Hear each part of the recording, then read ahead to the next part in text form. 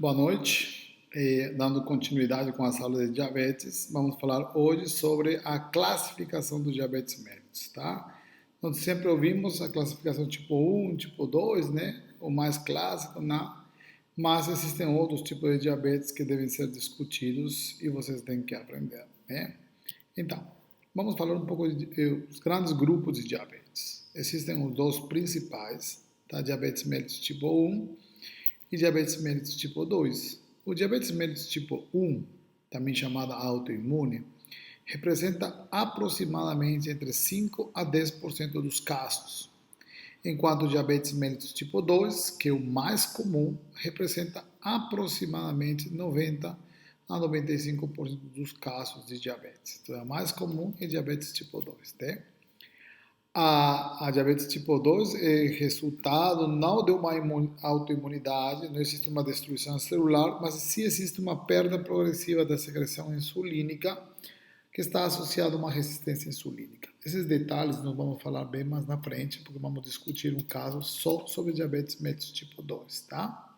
Então, é somente esse tema é classificação, para vocês saberem ou souberem de uma forma a grosso modo, né, sobre os tipos de diabetes, tá? O diabetes tipo 1, a autoimune, inclusive pode ser até subdividida, tá? Pode ser classificada em dois tipos, o tipo 1A e o tipo 1B, tá? O tipo 1A é especificamente resulta da deficiência da insulina por destruição autoimune das células beta, tá? Comprovado por exames laboratoriais da autoimunidade. É aquilo que nós discutimos anteriormente sobre a autoimunidade. Embora exista um tipo 1B, onde a deficiência insulínica não se dá por autoimunidade, não existe a presença de anticorpos, mas também não é um diabetes tipo 2 e existe alguma causa idiopática, nós não podemos definir, não podemos definir qual seria a causa, tá? Não existe autoimunidade e não é por resistência insulínica, tá? Por perda progressiva da secreção insulínica, tá? Mas existe alguma questão do meu próprio corpo que está gerando destruição das células beta, tá? Então, a diferença grande entre diabetes tipo 1 e diabetes 2 e diabetes mellitus tipo 2 se baseia fundamentalmente em dados clínicos e epidemiológicos. Por exemplo, o diabetes mellitus tipo 1 tem aqueles sintomas clássicos que nós já falamos, né? As 4 P's, né? Poliúria, polifagia, polidipsia, e perda de peso, enquanto o diabetes mellitus 2 normalmente são assintomáticos ou oligoassintomáticos, tá? O diabetes mellitus tipo 1, existe uma dosagem de autoanticorpo contra as células beta, tá? E a ocorrência familiar do diabetes é muito mais comum em diabetes mellitus tipo 2 que em diabetes mellitus tipo 1, tá? E nos últimos estudos, se determinaram que a prevalência é 2 vezes maior de diabetes mellitus tipo 1 em famílias que apresentam diabetes mellitus 2, tá? Então, se eu tenho uma familiaridade, ou minha família tem uma carga genética de diabetes tipo 2, tá? A probabilidade de, dentro da família, alguém desencadear diabetes tipo 1 é 2 vezes mais, assim, em outras palavras, quase mais de 100%, tá? Então, dentro da família de um grupo de diabetes tipo 2, vai se desencadear um diabético tipo 1, probabilidade, tá bom? Então, sugerindo assim que existe uma espécie de interação genética entre esses dois tipos de diabetes, tá bom? Quem sabe no futuro, bem no futuro, estaremos falando de que o diabetes realmente é uma coisa só, né? Que tudo tem alguma questão genética, mas por enquanto esses são os estudos baseados em evidências, tá? Agora, existe outro grupo de diabetes, além do diabetes tipo 1 e diabetes tipo 2, que nós vamos falar. Existe o diabetes gestacional, tá? E aquela hiperglicemia de graus totalmente variáveis, que são diagnosticados durante o processo de gravidez, durante a gestação, tá bom? Mas com a ausência, sim, sempre quando a paciente não tenha tido diabetes antes de engravidar. Então, a ausência de critérios de uma diabetes mellitus prévia, tá bom? Então, não existe evidência de ter sido diabética, tá? Mas aparece com diabetes na gravidez, tá?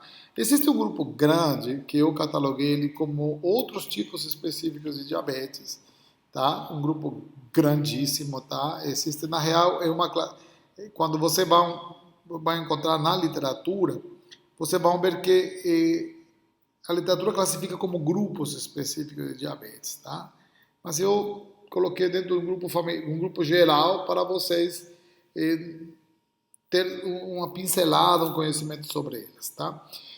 Dentro desses grupos específicos de diabetes, existe um grupo importante onde existe um defeito genético da função das células beta. Assim, elas têm uma alteração em algum tipo de proteína, algum tipo de molécula da célula beta para produzir insulina. Tá? Não é que exista um autoanticorpo que vai destruir a célula beta, sino que a célula beta já vem com defeito de fábrica, tá?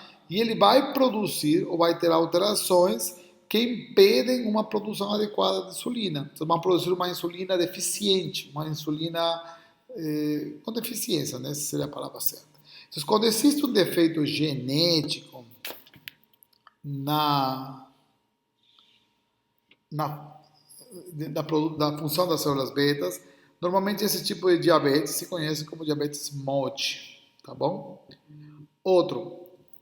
Outro problema que pode existir não é no defeito genético da produção de insulina, senão algum tipo de defeito na ação da insulina, tá bom? A insulina vai funcionar geneticamente, ela não vai poder funcionar adequadamente, tá?